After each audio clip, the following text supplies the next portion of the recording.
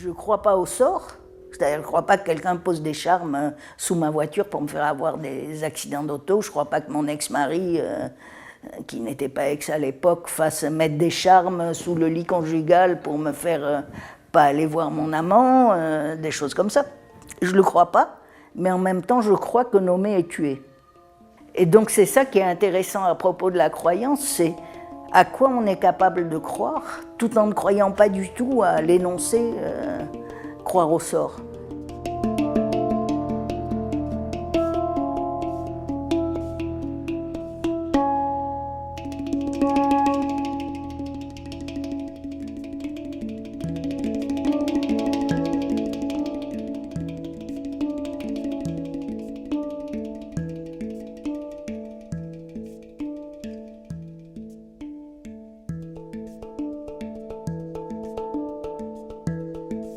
Et puis à partir de ce moment-là, j'ai rencontré un certain nombre de gens ensorcelés, et quand ils parlaient en leur nom propre de ce qui leur arrivait et de l'état de panique où ça les mettait, moi je me sentais menacée aussi, pas par la sorcellerie, mais par le malheur. C'est-à-dire qu'en fait, ils me transmettaient leur malheur, donc je le prenais sur moi comme c'est tout à fait normal. C'est ce qu'on fait, un rapport humain, c'est ça. C'est-à-dire, où on dit vous êtes des imbéciles, où on attrape, là, on est contaminé par leurs affects. De travailler sur ce terrain, j'avais la panique noire. Parce que quand on rentre dans des maisons d'un couple, enfin d'une famille ensorcelée, il y a une atmosphère pesante de malheurs épais dont ils ne savent pas comment se tirer. On pourrait dire de dépression, mais c'est pire. C'est parce qu'il plutôt de mélancolie, enfin qu'en termes psychiatriques, c'est-à-dire d'abattement total.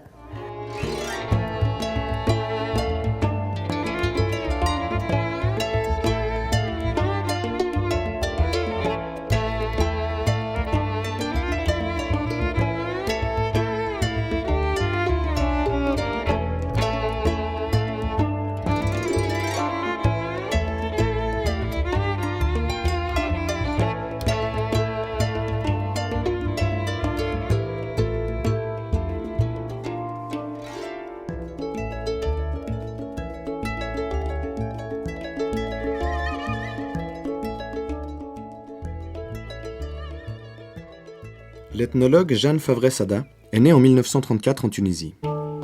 Une fois ses études en France terminées, elle se rend en Algérie pour enseigner à l'université d'Alger et mener parallèlement différentes enquêtes de terrain. Lorsqu'a lieu mai 68 en France, elle est alors professeure au département d'anthropologie à l'université de Nanterre, à Paris. Moi, j'avais rencontré en mai 68 avec des paysans protestataires, avec qui on était entrés dans la faculté de Nantes, juchés sur des tracteurs, avec des paysans et des fourches, et rentrés dans l'université. Et la femme de paysan qui était assise à côté de moi m'a dit « Si on entre comme ça, je pourrais faire une thèse ». Et puis, à la rentrée, un de mes étudiants, qui était pion surveillant au lycée de Laval, m'a parlé de la sorcellerie. Et ça m'a beaucoup plu parce que tout ce sur quoi j'avais travaillé jusqu'ici, c'était des conflits, des rapports de force, des vendettas en Algérie, à l'époque coloniale, des guerres civiles, des petites insurrections en Algérie. J'avais publié quelques textes là-dessus. Et la question des conflits et des insurrections, et de la mise à mort de l'autre, etc., était pour moi très importante, d'autant que j'étais dans une anthropologie à l'époque qui essayait qu'il n'y ait pas de conflit. Et moi, j'avais fait de l'anthropologie pour comprendre. Je sentais dans la société une violence cachée, y compris dans la famille, partout, enfin une violence cachée phénoménale, et j'essayais de comprendre qu'est-ce qui la produisait. Quand ces paysans qu'évidemment j'avais idéalisés en mai 68, quand on m'a dit que des paysans à 200 km de là étaient dans la sorcellerie, je me suis dit, ah bon, là c'est pour moi.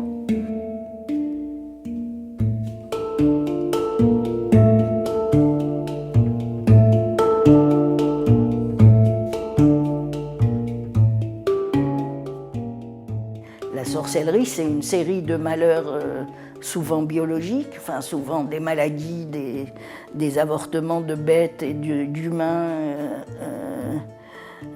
la mort d'enfants, d'animaux, etc., ou des plantes qui dépérissent. Ça joue souvent sur le biologique et qu'on ne peut pas comprendre, en série et qu'on ne peut pas comprendre. Et puis par ailleurs, j'avais décidé que je n'enquêterais pas sur la sorcellerie dans le village où j'habitais, ni même dans les 3-4 autours, parce que je voulais un espace de calme pour vivre avec les enfants. Donc je passais mon temps en voiture à aller plus loin, essayer de trouver une amorce avec la sorcellerie. Donc j'ai vu les curés, les médecins, les conseillers généraux, les instits, et puis par le biais de mon installation, de l'installateur d'une télé, il m'a dit il avait des clients paysans, je lui plaisais bien, il m'a fait rencontrer plusieurs paysans et c'est comme ça que ça a commencé, comme toutes les enquêtes. La première difficulté à laquelle elle s'est trouvée confrontée, c'est celle des discours publics qu'on lui opposait. Hein. Les informateurs, comme on le disait à l'époque, c'était des gens qui se sentaient obligés de reprendre à leur compte le discours officiel, l'orthodoxie de leur communauté d'appartenance. Et il se trouve que cette orthodoxie bannissait la notion même de sorcellerie en disant que c'était quelque chose de dégénéré, de dégradant, et surtout de passé en fait. Et alors j'étais frappée du discours des élites, y compris catholiques, qui pensaient que c'était des croyances mais fausses, les leurs étant les vraies, y compris l'Immaculée Conception de Marie, qui leur paraissait d'une limpidité magnifique. Et que les paysans étaient des arriérés, tandis qu'ils avaient une croyance moderne, puisque le catholicisme s'est bien arrangé avec le capitalisme, avec l'industrie, tandis que si on était un paysan qui croit à la sorcellerie, on ne pouvait qu'être un mauvais cultivateur, arriéré dans sa méthode de travailler, ce qui n'était pas du tout le cas, évidemment. C'était des paysans comme les autres, ceux qui étaient ensorcelés, ni meilleurs ni pires que d'autres. Ils n'étaient pas plus ivrognes que les autres, qu'ils l'étaient beaucoup aussi, et qui pourtant ne se pensaient pas ensorcelés. Donc tous les traits par lesquels on décrivait les ensorcelés ne les distinguaient pas réellement. Donc je suis partie, quand on part sur le terrain, on est obligé de faire un programme de recherche, un projet de recherche. Et donc j'avais intitulé ça « Croyance dans la sorcellerie ».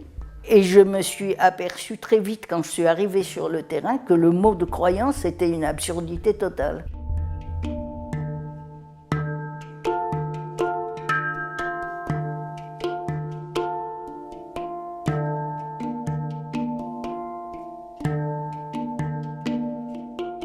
Les ethnologues font comme si les gens qui disent, par exemple, ou qui laissent entendre qu'il y a des sorciers qui font du mal et qui viennent tuer mon bétail la nuit en posant des charmes sur l'étable ou sur la queue des bêtes, etc., que ces gens y croient à 100%, ce qui n'est jamais le cas.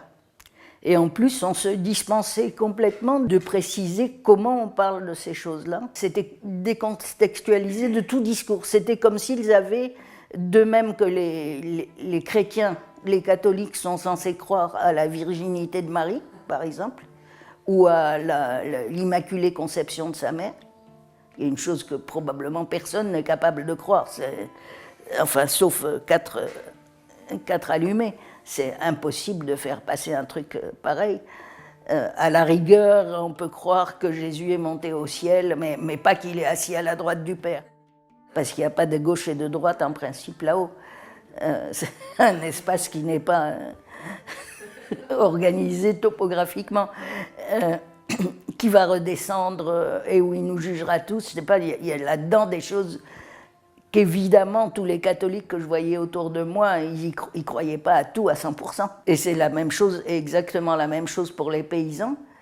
Ce qu'elle amène par ces textes, ça chamboule beaucoup, notamment ça chamboule beaucoup toute une littérature de philosophie analytique, où la croyance, c'est fondamentalement quand même une représentation tenue pour vraie, un peu hors contexte, où on a une attitude face à une attitude propositionnelle, donc il y a une proposition et on a une attitude par rapport à cette proposition, on la tient pour vraie, elle est connue pour vraie, avec un jugement, etc. Et quand même quelque chose qui certes n'est pas dépendant de notre volonté, parce que on ne peut pas décider de croire à volonté, mais par contre a une sorte de stabilité dans le temps. Donc, qui est, si vous croyez à A ou vous ne croyez pas à A, mais vous ne pouvez pas en même temps croire à A et non A. Et là, on a typiquement dans les genres de description et d'analyse que Jeanne Favret-Sada nous propose, des situations où quelqu'un qui vraiment ne croit pas à A peut, à un moment donné, tout faire, ou du moins, même non seulement tout faire, mais ressentir des sensations telles que seule la croyance que non A est en mesure d'expliquer. Donc il y a il semble des situations où quelque chose auquel on pense ne pas du tout attribuer aucune valeur de vérité positive, tout d'un coup vous prend et vous agissez comme si c'était le cas. Mais ce n'est pas un comme si, comme lorsque vous êtes au cinéma et vous voyez un film d'horreur et puis effectivement vous ressentez la peur, mais vous savez bien que vous êtes dans un moment de cinéma et que vous allez en sortir. Là, c'est plus comme si c'était des longues imprégnations dans un certain milieu et aussi des interactions avec d'autres personnes qui tout d'un coup deviennent très, très émotionnelles, qui tout d'un coup ébranlent cette espèce d'imperméabilité entre ce qui est censé être le cas, ce qui est censé ne pas être le cas par rapport à tout un système rationnel, par exemple, de pensée. On a plutôt l'impression qu'il y a des états de croyance qui peuvent être très, très oscillants comme ça.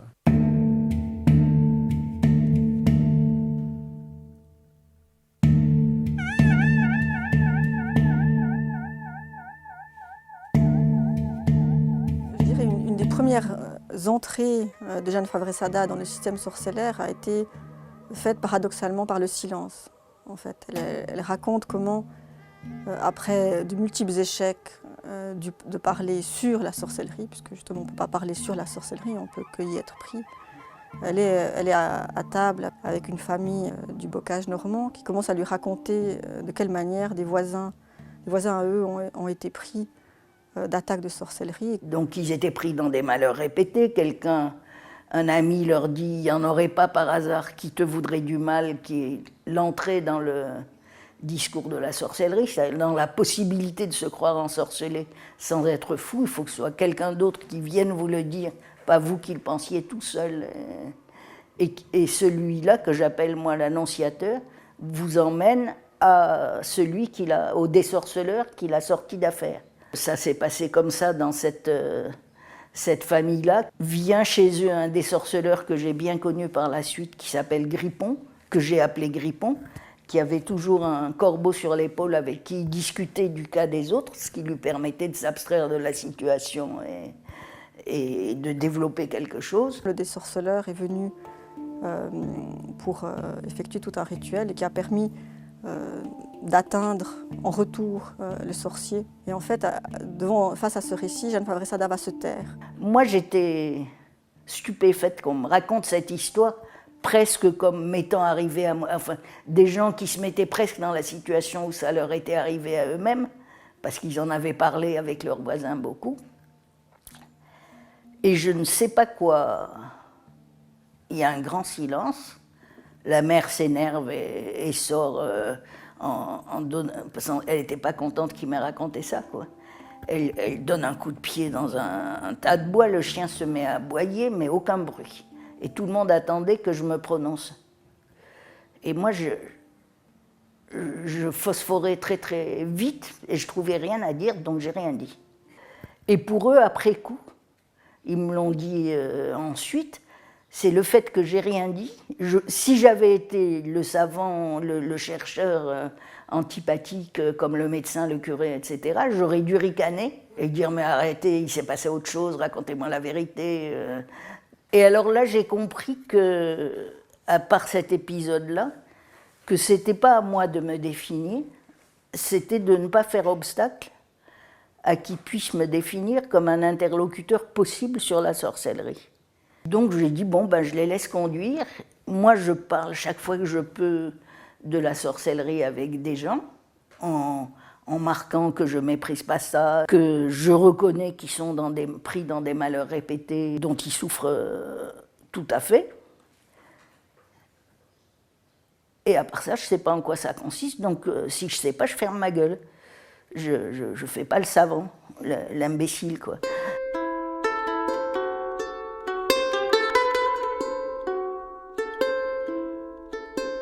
Donc il y avait aussi la presse locale qui parlait beaucoup de la sorcellerie. Dès qu'il y avait un scandale à base de sorcellerie, même la presse nationale en parlait très longuement.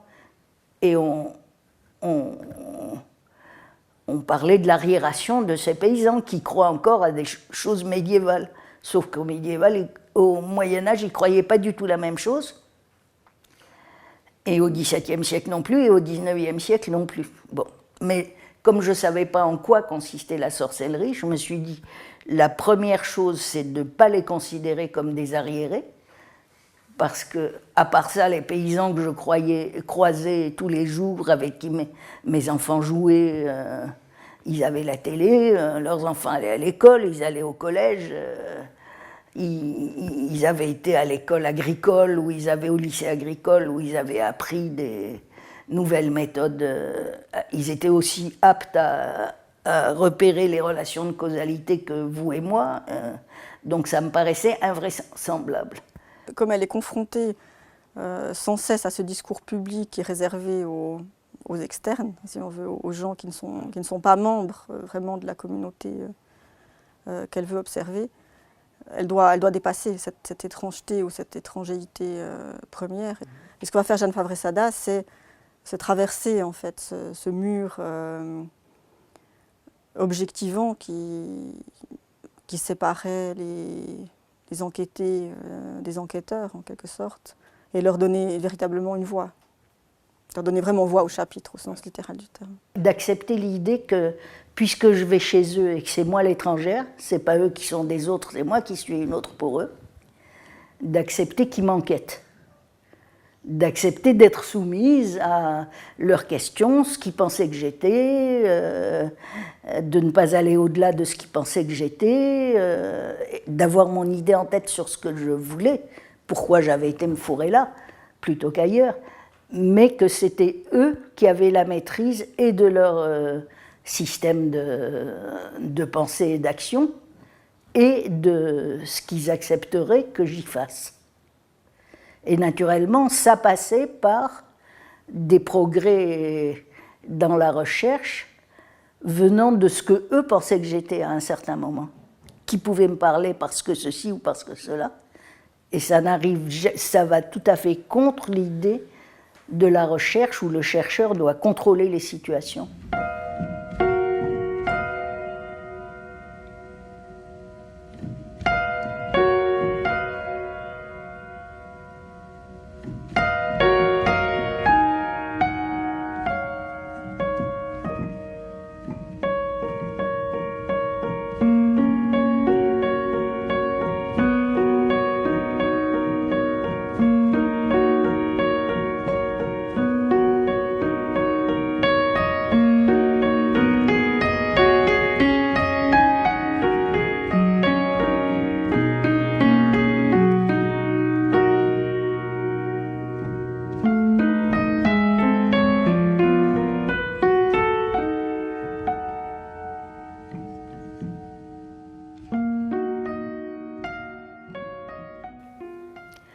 Bon, je me retrouve là, avec ces gens qui n'étaient pas du tout contents qu'au moment où ils allaient sortir, on leur fasse une visite de plus. Et ils me disent, c'est pourquoi. Et moi, j'avais appris comment on parlait de la sorcellerie, c'est-à-dire sans savoir en quoi ça consistait, de façon parfaitement allusive, avec des mots très vagues. Je dis, bon, ben, je sais pas, je me suis demandé, est-ce que peut-être on vous l'a fait, c'est la façon de parler on vous a ensorcelé. Et est-ce qu'on vous l'a fait? comment ça s'est passé, enfin qu'est-ce qui s'est passé, c'était ça que je me demandais. Il me dit, ah, si vous parlez de ça, il ne faut pas en parler ici. Venez à la ferme, on en parlera. Quand je vais chez eux, donc il s'est passé un quiproquo phénoménal, parce que moi, pour une fois que des gens voulaient me parler de la sorcellerie, je croyais qu'ils me prenaient pour une ethnologue.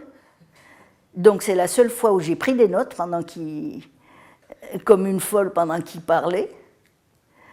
Pour eux, j'étais une des sorceleuses, assez forte pour avoir un bureau à l'hôpital, parce qu'ils avaient besoin d'une des sorceleuses. Et donc ils me racontent leur histoire, puis après j'arrivais plus à noter tellement ils parlaient, et ça a duré 3 heures. Hein. Ces paysans qui sont censés être des muets, et dont le médecin-chef disait les soigner, c'est de l'art vétérinaire. Bon, ils me parlent, et à la fin ils me disent « Alors vous en pensez quoi ?»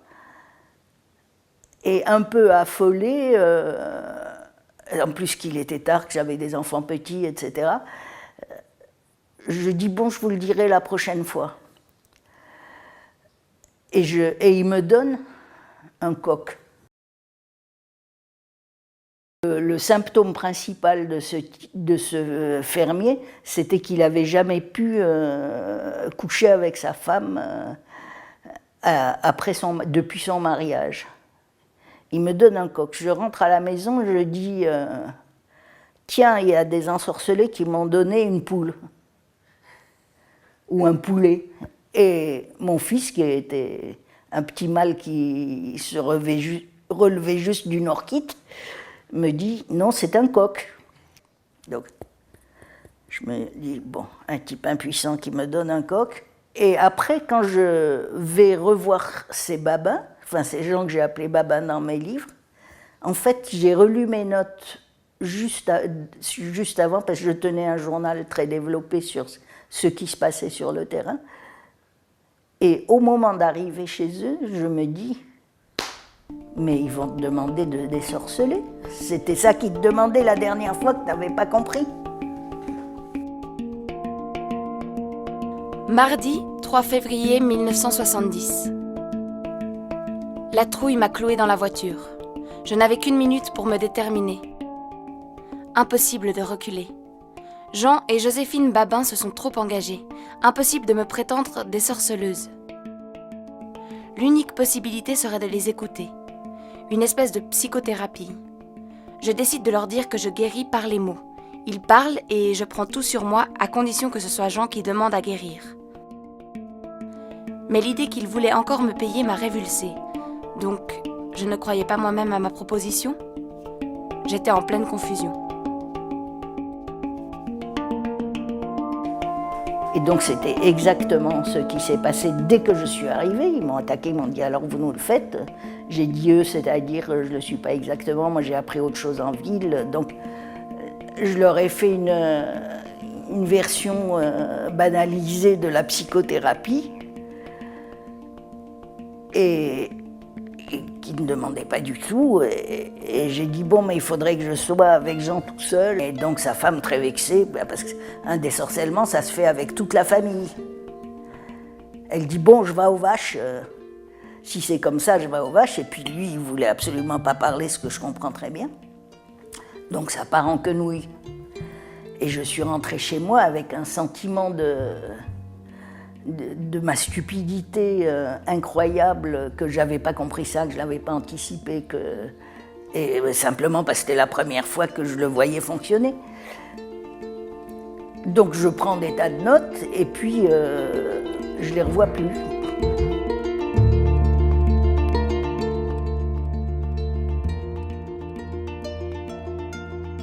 Dimanche 22 février 1970. Difficulté de cette recherche. Les quelques progrès que j'y ai enregistrés se sont accomplis dans des circonstances où je ne contrôlais ni mes paroles ni mes attitudes. Peut-être que mon ethnographie va consister à découvrir quelle place chacun de mes interlocuteurs me désigne, ou à supporter d'occuper cette place.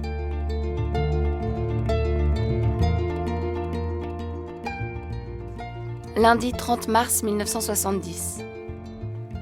Quelqu'un, au monastère, paraît nourrir d'étranges opinions sur mon compte. La sorcière, c'est vous. Et actuellement, vous faites une enquête sous des dehors scientifiques pour localiser les autres sorciers et les neutraliser. Mes félicitations, vous jouez si bien votre rôle que vous n'avez commis aucune faute permettant de vous dévoiler.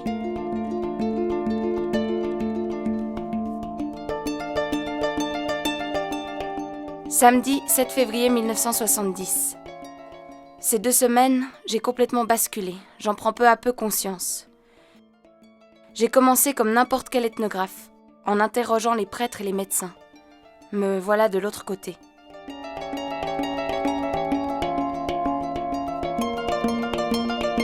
Puis après plusieurs mois, un paysan qui avait été ensorcelé, qui m'avait raconté son histoire, me dit « Mais vous, là, ça va pas du tout, hein. Vous avez les mains qui tremblent, vous avez plein d'accidents d'auto, vous avez eu beaucoup de maladies depuis plusieurs mois, votre fils a été malade, ça va pas, c'est de faire cette recherche, il y en a un qui vous veut du mal. » Et il me branche sur sa désorceleuse, qui était Madame Flora, celle que j'ai appelée Madame Flora dans mes livres. Et donc je vais chez cette femme. Tant qu'il y avait des gens qui me parlaient et que ma connaissance progressait, j'avais envie d'y être. Quand c'était trop difficile à supporter ou à relancer les choses, les situations, je me dis, mais qu'est-ce que je fais là? Après tout, il y en a d'autres qui ont raté leur terrain. Je peux tout à fait repartir. Et à partir du moment où j'ai connu cette Madame Flora, là, je suis restée engagée là-dedans jusqu'à la fin. Parce qu'elle m'a apporté c'était elle qui prenait à ma place, quoi. Elle était la désorceleuse et j'étais sa cliente. Et quand j'assistais, il n'y avait pas de statut particulier pour ça, quand j'assistais aux séances des autres, parce que je lui amenais après d'autres gens, aux séances de qui elle m'a demandé d'assister, que je reconduisais chez eux après, je les voyais à la ferme, j'allais les voir à la ferme entre les séances, donc j'avais des tas de discours d'eux sur le désorcellement, sur leur histoire et sur ce qu'ils pensaient de Madame Flora, comment ils le pensaient, qu'est-ce qu'ils pensaient de ce qu'elle faisait avec les cartes.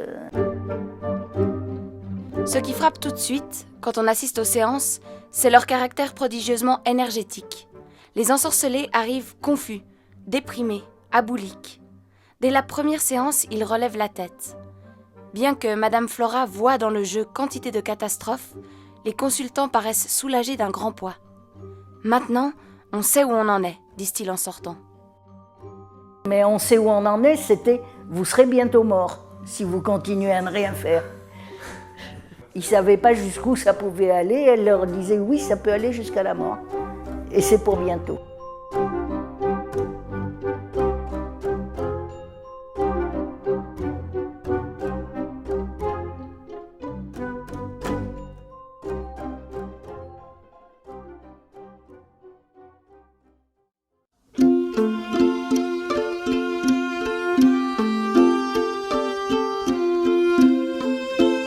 Désormais, Jeanne Favret-Sada habite à Marseille, en France.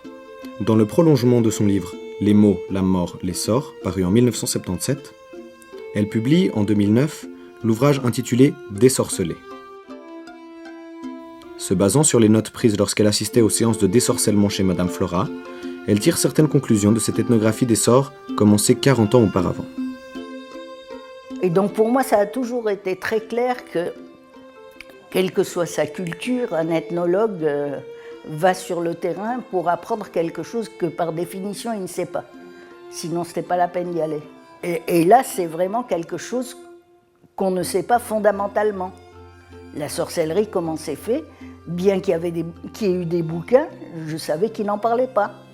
Si j'y vais, c'est pour apprendre quelque chose d'autre que ça. Moi, je pense qu'il n'y a pas de... Le problème, c'est pas la sorcellerie, c'est pas que des gens soient supposés, mettre des charmes sur le seuil des portes et sous les pas des bêtes, etc. Je pense que le problème, c'est qu'on a des malheurs répétés et incompréhensibles pour lesquels on va voir un spécialiste qui est le désorceleur. Quand on dit « je travaille sur la sorcellerie », c'est un gros mensonge. On devrait dire soit je travaille sur les accusations de sorcellerie, sur le fait que des ensorcelés accusent des sorciers, Mais là, je suis frappée que ça soit ça le sujet de la littérature ethnographique, en principe, mais qu'ils entrent, pour ce qui est de l'Europe, ils ne sont jamais rentrés dans le détail du processus d'accusation qui se fait chez le désorceleur et pas ailleurs. Et les ethnologues ne sont jamais allés voir travailler un désorceleur, parce qu'il n'aurait pas été accepté. Et moi, en assistant aux séances et au processus d'accusation, cette chose dont les ethnologues parlaient sans l'avoir jamais vue, je me suis aperçue que ce qui était important, c'était pas l'ensorcellement, mais le désorcellement. Et c'est seulement très récemment que Jeanne Fabré-Sada va publier Désorcelée, où elle revient de manière plus distante et distancée sur son fameux terrain des années 70. Je prends les récits officiels de sorcellerie sur un siècle et je les compare. Et quelle conception de la sorcellerie passe d'un siècle à l'autre et quelle ne passe pas. Et donc j'ai montré dans ce texte comment la sorcellerie s'est constituée en un siècle, s'est centrée autour de l'idée d'une thérapie des malheurs à répétition. Cette forme-là de sorcellerie est une création culturelle locale du XXe siècle, d'ailleurs liée à tous les mouvements qui traînent dans la société autour de la thérapie. La vraie haine dans la sorcellerie, le vrai lieu de la haine, c'est la famille. C'est la famille et la succession de l'exploitation. C'est dans la famille à propos de la succession de l'exploitation. Mais que le désorcellement, ça consiste à sortir complètement toute possibilité de haine de la famille, de considérer la famille comme une chose sacrée à laquelle on ne touchera pas. Par exemple, quand on va chez le désorceleur, il dit « vous doutez sur quelqu'un ?» Et tout de suite, les gens ils disent « oui, mon frère, oui... Non, c'est de beaucoup plus loin, c'est pas de là que ça vient.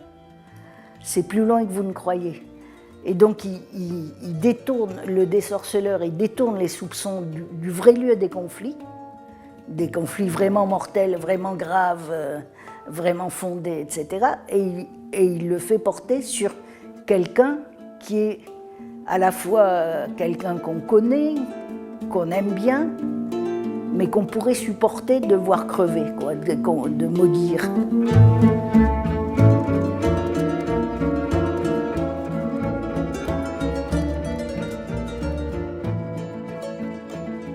Ça consiste donc, le désorcellement, progressivement à construire la figure d'un sorcier qui va être quelqu'un qu'on connaît bien et sur qui l'imputation va tomber. Donc il y a une injustice fondamentale à ça, si ce n'est que, comme dans la vie, ou qui est pleine d'injustice comme chacun sait, il existe des moyens de s'en sortir.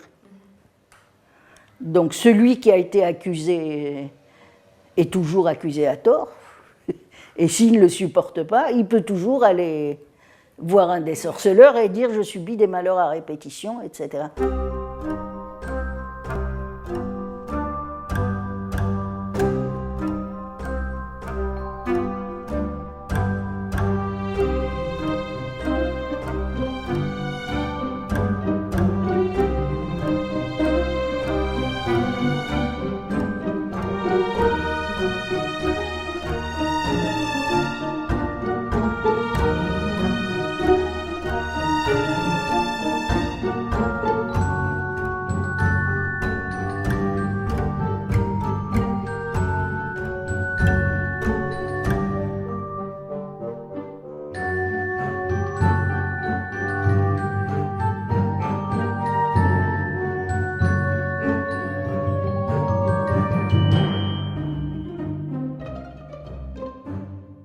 J'ai pas dit que la façon dont il s'en sortait avec le désorcellement était une sublime épreuve de vérité. Et en fait, comme dans toutes les thérapies, il y a une magouille psychologique. Enfin, on invente une demi-fiction qu'on confronte à la réalité des relations avec tel et tel, et on se modifie. C'est ça une thérapie, c'est jamais rien d'autre.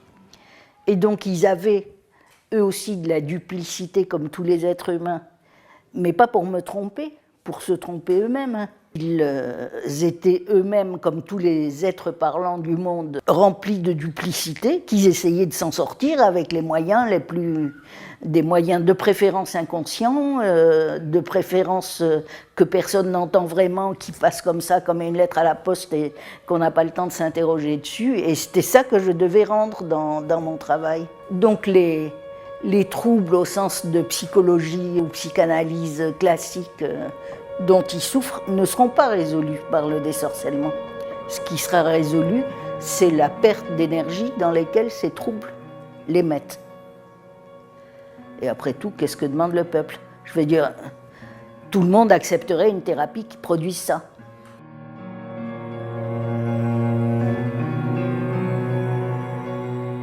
À l'heure actuelle, plusieurs chercheurs soulignent l'héritage culturel que Jeanne Favret-Sada a pu laisser dans le domaine académique. Malgré le fait qu'une place marginale leur soit souvent accordée, ces travaux continuent d'influencer la recherche actuelle et de susciter des intérêts variés. C'est vrai que l'héritage de Jeanne Favret-Sada par rapport à ça me paraissait évidemment assez crucial. C'est une des facettes, mais cette facette-là est importante.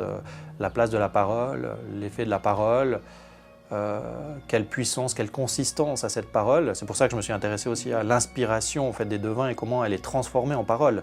Comment tout d'un coup elle tombe dans le registre de l'énonciation. Moi c'était vraiment ce passage-là qui m'intéressait, doublé du passage à l'écriture pour l'anthropologue. Voilà, c'est un peu ce fil rouge. Mais cette force, disons, de la parole en tant que telle, énoncée, quand on est dans le registre de la sorcellerie, quand on est dans le registre de la voyance, me paraît évidemment tout à fait essentiel. Et en fait, c'est clair, ça va de pair avec tout le questionnement méthodologique, de comment on se positionne dans ce réseau, comment on reçoit ces paroles, comment on pourrait être dans une posture d'énoncer des paroles qui sont réinterprétées dans le réseau de la sorcellerie, alors que peut-être notre intention n'était pas celle-là. Et je pense que c'est vraiment ce que Jeanne Favret-Sada a bien montré pour sortir de toute la question du folklore, de toutes les représentations qu'on a sur la sorcellerie, c'est de montrer que c'est une activité en quelque sorte ordinaire, de relations sociales. Et en fait, tout le défi est là. Quand on parle de croyance, on est très vite absorbé par une dimension extraordinaire. On a l'impression que c'est incroyable. Effectivement, c'est le réflexe. Et évidemment, pour moi, en tout cas quand je rencontrais des voyants, ce registre-là, il est essentiel. Mais c'est juste le point de départ, en fait. C'est le point de départ à partir duquel une relation peut se nouer. D'ailleurs, c'est une expression que Jeanne Favret-Sada utilise aussi, de nouer et dénouer des relations sociales. Alors là, moi, je trouve que c'est une très belle expression que je reprends sans autre par rapport à l'expérience de divination, à la relation de divination qu'on peut avoir.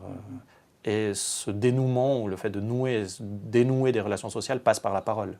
On ne peut pas décrire une croyance si facilement, on a besoin de l'expérimenter. Et sur mon terrain avec les voyants, j'ai toujours été confronté à cette sollicitation. On me disait, vous êtes un bon médium, vous avez un potentiel, je sens chez vous quelque chose d'intuitif.